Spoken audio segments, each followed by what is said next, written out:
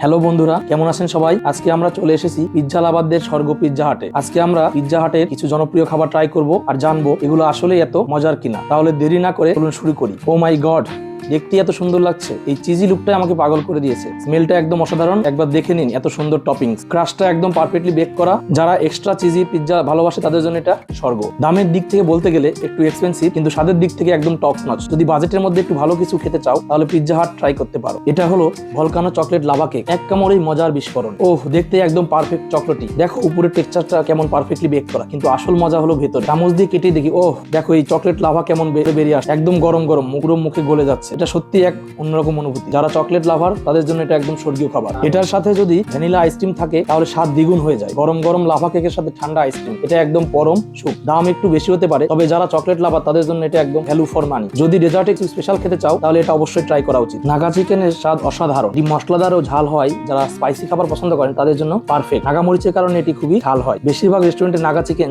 যথেষ্ট সফট ও জুসি হয়। Garlic cheese bread এক ধরনের সুস্বাদু নরম ও চিজি অ্যাপেটাইজার, যা সাধারণত ব্রেডের উপর রসুন, মাখন ও চিজ দিয়ে তৈরি করা হয়। বাইরে থেকে হালকা ক্রিসপি আর ভেতরে সফট ও চিজি ফিলিং থাকে। ওভেনে ভালোভাবে বেক করলে পারফেক্ট টেক্সচার পাওয়া যায়। এদের গার্লিক চিজ ব্রেডটা খুবই ভালো ছিল। গার্লিক চিজ ব্রেড আইটেমটি সহজেই বাসায়ও তৈরি করা যায়। আজকের মতো এখানে আমাদের শেষ। ধন্যবাদ।